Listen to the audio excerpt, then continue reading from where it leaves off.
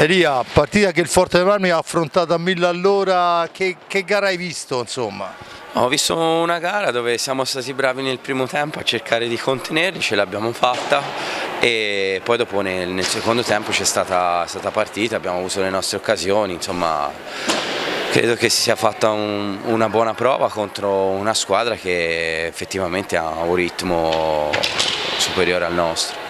Il fatto che poi metà di quella squadra che avete affrontato, perché insomma mister Facchini ha usato 6 giocatori, 3 si allenano anche con la prima squadra, probabilmente ha fatto la differenza insomma. Sicuramente è un fattore che nella seconda parte della stagione verrà fuori, perché sviluppano altre situazioni di gioco, hanno un ritmo superiore e una capacità decisionale in certi frangenti superiore che alla fine, quando le partite sono così equilibrate, può essere un fattore.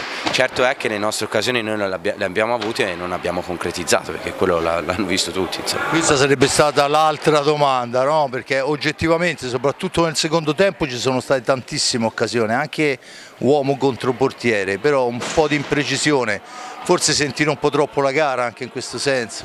Ma no, la gara no, è un problema che ce lo portiamo dietro dall'inizio dell'anno, ci stiamo lavorando. Mi sembrava che si fosse sbloccata un pochino questa situazione, però poi in certe situazioni non siamo cinici e lo stiamo pagando, perché noi abbiamo veramente, se si fa il conto in tutta la stagione, sbagliato troppo. Sicuramente è anche una responsabilità mia, perché non riesco a modificare questo aspetto. Bene Elia, io ti ringrazio, Grazie a voi. alla prossima.